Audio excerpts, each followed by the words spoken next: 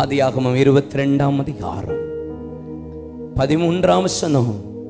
Abraham தன் கண்களை ஏறெடுத்து பார்த்தபோது இதோ பின்னாக புதரிலே கொம்புகள் சிக்கிக் கொண்டிருக்கிற ஒரு ஆட்டுக்கடாவை கண்டு அந்த ஆட்டுக்கடாவை பிடித்து ஈசாக்குக்காக பலியிட்டான்.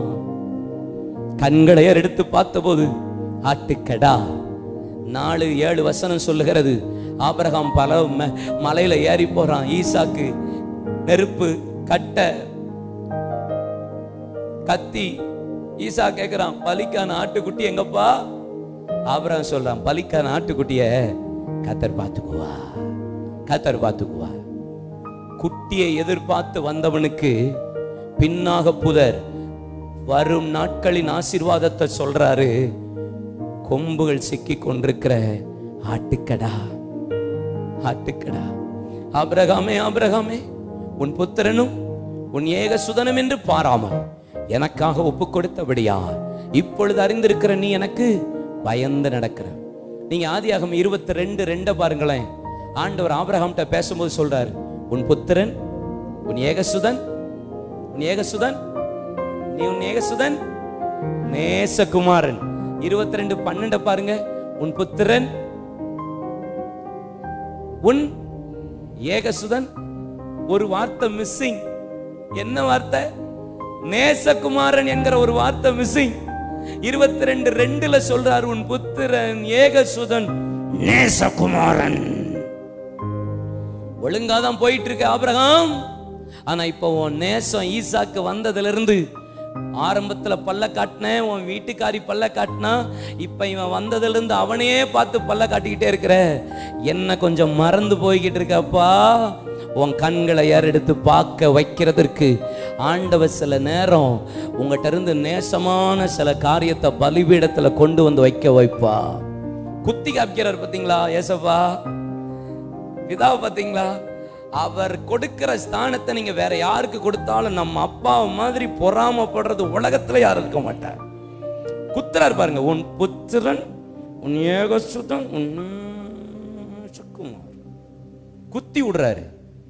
ஆனா பலிபீடத்தில் ஆபிரகாம் கையையும் காலையும் கட்டி ஈசாக்க வச்ச உடனே இப்ப சொல்ற, உன் புத்திரன் என்றும் உன் ஏகசுதன் என்றும் பாராமல் உன் நேசத்தை எல்லாம் என் மீது வைத்தபடியா இப்பொழுது அறிகிறேன் நீ எனக்கு பயந்து நடக்கிறவன். உனக்கு ஆட்டுக்குட்டி அல்ல ஆட்டுக்கடாவை கர்த்தர் தரப்போகிறா. கண்களை எடுத்துப்பா. இந்த சபை ஆட்டுக்குட்டி, சபையை நீ ஆட்டுக்கடாவை பார்க்க போற. இந்த சபை இந்த அளவு ஆட்டுக்குட்டி, நீ கெடாவை பார்க்க போகிற. பலிபீடத்துல வைக்க வேண்டியதை நீங்க இன்றைக்கு இரவு வைப்பீர்களானா, நீங்கள் எதிர்பார்க்கிறதற்கு மேலாக, நினைப்பதற்கு மேலாக, வேண்டிக் கொள்ளுகிறதற்கு மேலாக தேவன் தம்முடைய பிள்ளைகளுக்கு ஆயத்தம் பண்ணின ஆசீர்வாதம் கண் காணவில்லை, காது கேட்கவில்லை, இருதயத்தில் தோன்றவில்லை. உலக தோற்றத்துக்கு முன்பாக தேவன் நிர்ணயம் பண்ணினதை கண்டதும் கேட்டதும் உணர்ந்ததும் இல்லை. எஸ்ஐயா 64:4 கொரிந்தியர் 2:9 இன்றைக்கு கர்த்தர் தம்மிடத்தில் அன்பு கூறுகிற பிள்ளைகளுக்கு ஆட்டுக்குட்டி அல்ல கெடா, கெடா உனக்கு கெடாவை தர போகிறா. சபையே நீ கெடாவை பார்க்க போற. ஆமென். ஹல்லேலூயா. எது ரொம்ப பிடிக்குதோ அதை தான் கர்த்தர் பலிபீடத்துக்கு கொண்டு வருவார். எதை நீங்க ரொம்ப நேசிக்கிறீங்க அதை தான் கர்த்தர் பலிபீடத்துக்கு கொண்டு வருவார். நீங்க வச்சிட்டீங்கன்னா குட்டி இல்ல கடா. ஊழியக்காரர் நாங்கெல்லாம் வெறுத்து தான் ஊழியம் செய்யறோம். வெறுக்க வெறுக்க ஊழியம் செய்யறோம். வெறுத்து சரீரத்தை ஆவி ஆத்துமா எல்லாத்தையும் வெறுத்து ஊழியம் செய்யறோம். அனுதினமும் சாகிறேன் என்று பவுல் சொன்னது போல அனுதினமும் சாகிறோம். அனுதினமும் சிலுவை சுமக்கிறோம். அனுதினமும் தேவ சமூகத்தில் போராடுகிறோம், ஜெபிக்கிறோம். சிலது பிடிக்குது, ஆனா சிலதை வைக்கிறோம்.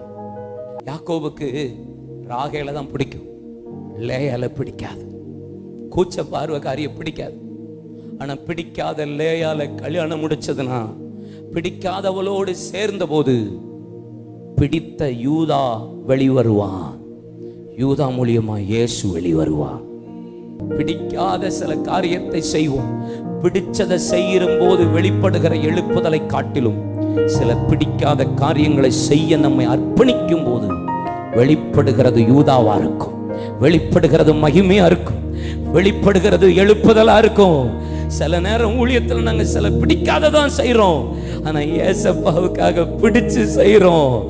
என் ஆண்டவர் அதை இன்னும் விரும்புகிறாரு, அவர் இருதய துடிப்பு அப்படி இருக்குதே என்கிறதற்காக செய்கிறோம். பலிபீடத்துல வைக்கதான் எங்களுக்கு ஒண்ணு தெரியுது, நாங்க குட்டி அல்ல கெடாவை எங்க ஊழியம் பார்க்க போகிறது என்கிற ஒரு பெரிய நிச்சயம். அல்லேலூயா. இன்னைக்கு கர்த்தர் கெடாவை தரப்போறா. அன்னையில இருந்து வாங்கினேன் கையில, இன்னைக்கு ஏசப்பாவுக்காக சந்தோஷமா வாங்கி ஊழியத்துக்கு கர்த்தருக்கு ஊழியத்துக்கு செலவு பண்றேன். அல்லேலூயா. ஆமென்.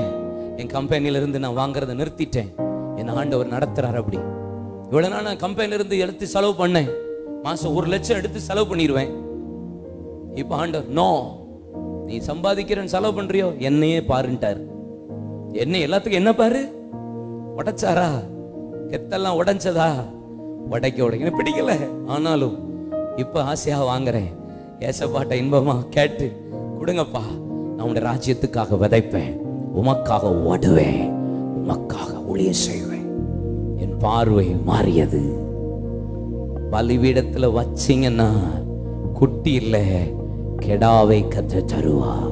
மோசே அநித்தியமான பாவ சந்தோஷங்களை அனுபவிப்பதை பார்க்கலாம், எகிப்தின் அநித்தியமான பாவ சந்தோஷங்களை அனுபவிப்பதை பார்க்கலாம், தேவ ஜனத்தோடு பாட அனுபவிப்பதை தெரிந்து கொண்டான்.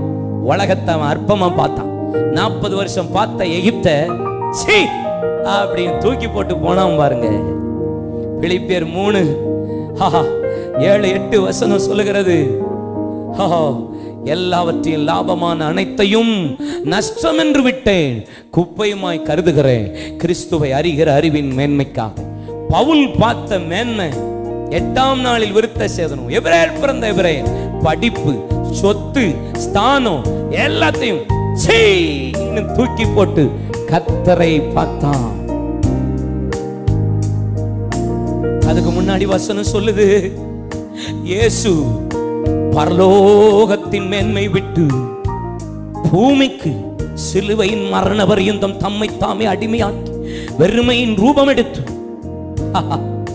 எனக்காக தாழ்த்தினார். நமக்கு பூமி உலகம், அவருக்கு பரலோகம் தான் உலகம்.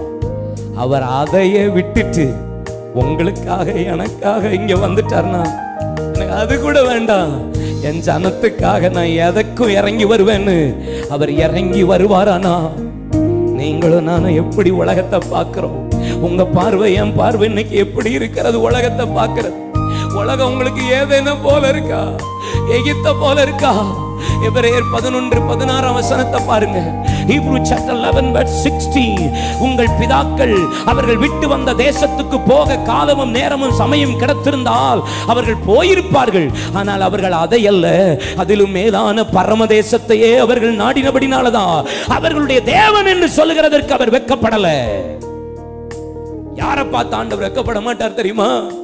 உலகத்தை சீ அப்படின்னு நினைப்பான் பாருங்க, அவனை பார்த்து தான் சொல்லுவார், இவன் என்னுடைய மகன், நான் அவனுடைய தேவன். வந்து போன மிஷனரி எல்லாம் தங்க சொத்தை வச்சாங்க, இன்னைக்கு சொபிஸ்டிகேட்டட் லைஃப் வாழ்ந்தாங்க. கோட்டு சூட்டு போட்டுக்கிட்டு நல்ல ஏசியில உட்காந்துக்கிட்டு சொபிஸ்டிகேட்டட் லைஃபா வாழ்ந்தாங்க. பணத்தை கொண்டு வந்து வியாதி, சாப்பாடு ஒத்துக்கல. ஒரிசாவுக்கு போயிருந்தேன், கிரகாம் ஸ்டெயின் வீட்டுக்கு போயிருந்தேன். Simple house, simple bed, simple cot, simple life. ஆஸ்திரேலியாவில் இருந்து வந்த ஒரு தேவ மனிதன் தன் பிள்ளைகளோடு வேன்ல இருக்கும்போது அண்ணனையே பெட்ரோலை ஊத்தி எரித்து அவர் வெளியே வரும்போது வெளியே வரவிடாம கடப்பாறைய வச்சே அவரை குத்தி இருக்கிறாங்க. இதெல்லாம் சொபிஸ்டிகேட்டட் லைஃபா? கரையோங்க, கரையும் கரையும் கரையும். ஆசீர்வாதம் ஆசீர்வாதம் நினைக்க உலகத்துக்கு முன்னாடி இன்னைக்கு தேவ பிள்ளைகளை உலகத்தை காட்டி காட்டி நீ கரிய பெரிய கார் வைக்கணும், பெரிய வீடு வச்சிருக்கணும், நீ பெரிய நல்லா வாழுங்க, ஒண்ணும் இல்லை, எனக்கு அதை விட அதை விட நான் இங்க இருக்க போறவல்ல என்கிற எண்ணத்தோடு வாழுகிற ஒரு கூட்டத்தை தான் இந்த கடைசி கால எழுப்புதல்ல கர்த்தர் எதிர்பார்க்கிறா. இந்த திருச்சபையை கர்த்தர் எதிர்பார்க்கிறா. Change your vision.